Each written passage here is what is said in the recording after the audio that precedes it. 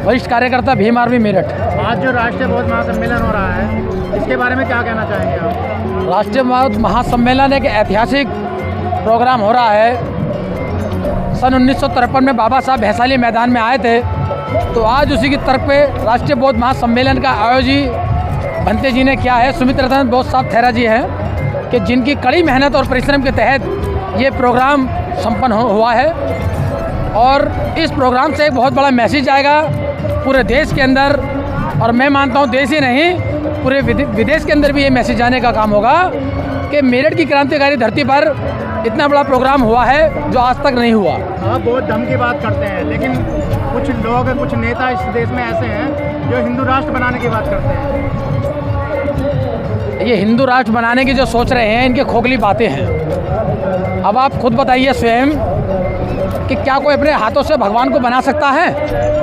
कि जब ये अपने हाथों से भगवान को बनाने की बात करते हैं, फिर भगवान को पूरी साल पूजने की काम करते हैं, क्या भगवान कभी ऐसे हैं? क्या भगवान पुराने भी हो जाते हैं? भगवान कभी पुराने नहीं होते, कुदरत कभी पुरानी नहीं हुई।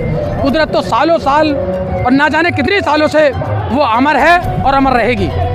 हमारे देश में कुछ लोग हैं जो संविधान को ख़त्म करना चाहते हैं, उनके लिए क्या कहना चाहते हैं? जो संविधान को ख़त्म करना चाहते हैं, पहले तो खुद ही ख़त्म है। संविधान को तो जब ख़त्म करेंगे, ये देश ना तो बाइबल से चल रहा है, ना ये कुरान से चल रहा है, ना ये गीता से चल रहा है। ये चल रहा है तो बस भारतीय संविधान बाबा साहब के लिखे की वजह से चल रहा है। युवाओं का क्या कहना चाहते हैं जो अंधविश्वास पाखंडवाद में आज के हैं? नहीं, युवा जो हमारे हैं जो पाखंडवाद में, दरअसल में जो कुछ हमारे लोग हैं वो आज तक ना तो पूरे हिंदू बन पाए हैं और ना ही वो पूरे बुद्ध समाज को वो ठीक प्रकार से अपना पाए हैं। अच्छा, ये कन्फ्यूज ना में ज़िंदगी जीने से कोई फ़ायदा नहीं है। आपको अगर यदि जीना है तो आप निष्पक्ष एक धर्म अपनाइए, वो आपकी मर्जी है, वो जौन सा भी अपनाइए।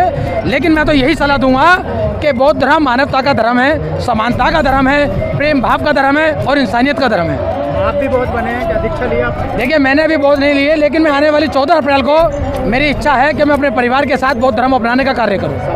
मेरा नाम नोट कर लो। आज भी मैं दावे के साथ कहता हूँ, 22 प्रतिज्ञा का तो समय मेरे पास नहीं है, लेकिन मैं दावे के साथ कहता हूँ, तेरी रामायण को नहीं मानता, तेरा मानस को मैं नहीं मानता। ये भारत मेरा है, मैं भारत का संविधान और भगवान बुद्ध को मानता हूँ। तेरी हिम्मत है तो जो करना हो करना। वादा करो कि अब पुराना सम्राट अशोक का भारत लाना है कि नहीं लाना है, अम्बेडकर का भारत लाना है कि नहीं लाना है, भगवान बुद्ध का भारत वापस लाना है कि नहीं लाना है, और दुश्मनों को बाप के घर में भेजना है कि नहीं। मूड़ी काटने वाला, तेरी माई ने अगर दूध पिलाया है छाती का, राजेंद्र सिंह यादव का पहला सिर काटो। मैं संविधान और देश के लिए कराना चाहूं। साथियों को नमो बुद्धाय, जय भीम। मित्रों, अध्यक्ष जी ने निर्देशित कर दिया है कम समय में अपनी बात को रखने का। मैं कोशिश करूंगा कि बहुत कम समय में अपनी बात को रखकर, मैं यहाँ बहुत बड़ा वक्ता नहीं हूँ, मैं तो एक श्रोता बनकर बहुत सारे विद्वान लोग जो इस मंच पर आए हैं उनसे सीखने आया हूँ, सुनने आया हूँ।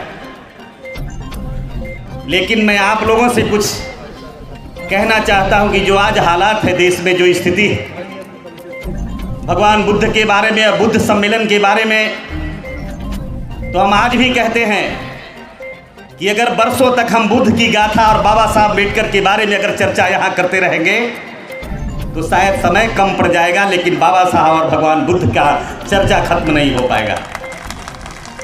लेकिन मैं एक शब्द मैं आप लोगों से पूछना चाहता हूँ, जिस हालात में आज हम खड़े हैं, जिस परिस्थिति में आज हम कार्यक्रम कर रहे हैं, जिस उदासी में आज यहाँ हम बैठे हैं, बड़े अफसोस की बात है। मैं आपसे पूछना चाहता हूँ, जिस देश में आप बुद्ध सम्मेलन कर रहे हैं, बुद्ध महासम्मेलन कर रहे हैं, तो मैं आपसे पूछना चाहता हूँ कि मित्रों, यह देश किसका है? आप मुझे बताइए, देश किसका है? किसका है देश? अगर देश आपका होता तो राजेंद्र पाल गौतम को बाबा साहब भीमराव अंबेडकर के 22 प्रतिज्ञा पर मंत्री परिषद से इस्तीफा करना पड़ता। बताइए, करना पड़ता क्या?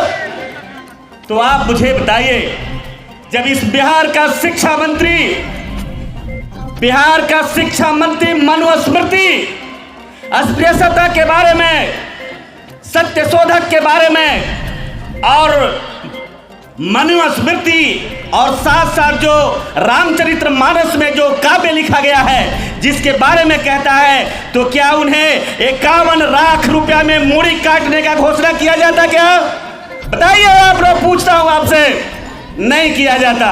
आप मुझे बताइए, जब स्वामी प्रसाद मौर्य उसी रामचरितमानस की एक पंक्ति को सिर्फ जायज ठहराते हैं, उस पंक्ति को विरोध करते हैं, उन्हें एक 25 लाख और 51 लाख रुपए का कई मठों से और कई संतों के द्वारा, साधुओं के द्वारा, गुंडों के द्वारा मुड़ी काटने के लिए कहा जाता है। आपसे मैं पूछता हूं, अगर ये मेरा भारत अशोक का भारत होता, बुद्ध का भारत होता, बाबा साहब का भारत होता, तो उसकी हिम्मत नहीं होती कि तलवार से आज मुंडी काटने का हमारा बात करता।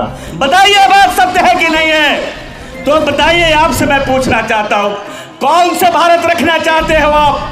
क्या तुलसीदास का भारत रखना चाहते हो, राम का भारत रखना चाहते हो, या भारत के संविधान निर्माण करने वाले बाबा साहब अम्बेडकर का भारत रखना चाहते हो? बताओ।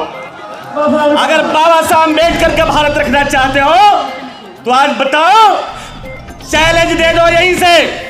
मैं कोई उत्पाद नहीं बचा रहा हूं, मैं कोई यहाँ सेंटिमेंट नहीं कह रहा हूं, लेकिन ये सारी घटनाओं को मैं बारीकी से जब देखा है और समझा है, तो मैं एक नाम जोड़ रहा हूं, आदरणीय भंते जी, मैं एक नाम जोड़ रहा हूं उसमें कि मुड़ी काटने वाला, तेरी माई ने अगर दूध पिलाया है छाती का, राजेंद्र सिंह यादव का पहला सिर काटो। मैं संविधान और देश के लिए कटाना चाहता हूं। आप कटाओगे कि नहीं कटाओगे मुझे पता नहीं है। आप जिस हालात में बुद्ध का जयंती मनाओगे, बुद्ध सम्मेलन करोगे, मुझे पता नहीं है, लेकिन मैं आज कहना चाहता हूं, आप मुझे वादा करो कि आप पुराना सम्राट अशोक का भारत लाना है कि नहीं लाना है, अंबेडकर का भारत लाना है कि नहीं लाना है, भगवान बुद्ध का भारत वापस लाना है कि नहीं लाना है, और दुश्मनों को बाप के घर में भेजना है कि नहीं भेजना है? भेज रहा है, बोलिए ऊंची आवाज से। वादा है पक्का। एक गाना सुना था हमने, वादा किया तो निभाना पड़ेगा, वादा किया तो ऊंची आवाज में बोल दो तो मैं मानूंगा। वादा किया तो आप वादा करो, और मैं भी वादा करता हूं सुमित्रा दत्त जी, मैं भी वादा करता हूं, बाबा साहब के पौत्र यहाँ उपस्थित है, मैं वादा करता हूं कि अगर कहीं पसीना अगर आपका निकलेगा, मैं राजनीतिक भाषा में नहीं बोल रहा हूं, राजनीतिक भाषा में बात करने वाले ये पंचशील के झंडा पर आकर खड़े नहीं होते हैं। वीरता के साथ, हिम्मत से साथ मैं कहता हूं, आपका अगर पसीना बहेगा, मैं पहले इस देश में मनुस्मृति को खत्म करने के लिए, इस देश में मनुवादियों को मिटाने के लिए, और उसके बाप का बाप ईरान इराक में भेजने के लिए हम संकल्पित हैं और अपना लहू भी बहाने के लिए तैयार है। हम ज्यादा नहीं कहना चाहेंगे, क्योंकि बहुत सारे वक्ता हैं जो आज धम्म के बारे में बोलेंगे, धम्म देशना की बात करेंगे, बाबा साहब के 22 प्रतिज्ञा की बात करेंगे, लेकिन 22 प्रतिज्ञा की मैं बात तो नहीं कहता, लेकिन मैं यहाँ इस आज एक मर्द आदमी, मर्द का बेटा, जो राजेंद्र पाल गौतम के इस्तीफा के बाद, मंत्री के इस्तीफा होने के बाद, मुकदमा होने के बाद, पहला भारत का बेटा सुमित्र दत्त ने बौद्ध धर्म का चीवर पहनकर ऐलान किया, कांसीराम स्टेडियम लखनऊ में किया, और कहा कि राजेंद्र पाल गौतम का तुमने अगर पनिशमेंट दिया है, सजा दिया है 22 प्रतिज्ञा का, तो सुमित्र दत्त ने 5 लाख लोग के साथ मैदान में खड़े होकर के 22 प्रतिज्ञा का दोहराएंगे और दोहराने का काम किया। मैं धन्यवाद देता हूं इस भारत के वीर सपूत को, और आज भी मैं इस मंच के माध्यम से, इस सभा के माध्यम से, आज भी इंटेलिजेंस ब्यूरो के लेके यहाँ उपस्थित है, मेरा नाम नोट कर लो। आज भी मैं दावे के साथ कहता हूँ, 22 प्रतिज्ञा का तो समय मेरे पास नहीं है, लेकिन मैं दावा के साथ कहता हूँ, तेरी रामायण को नहीं मानता, तेरा मानस को मैं नहीं मानता, ये भारत मेरा है, मैं भारत का संविधान और भगवान बुद्ध को मानता हूँ। तेरी हिम्मत है तो जो करना हो कर लेना। बहुत समय का अभाव है और बहुत कम समय में अपनी बात हमें करनी थी, इसलिए अगर मेरी एक बात से मैं कभी कभी इमोशन या आ गया भी होगा तो मुझे माफ़ करिएगा।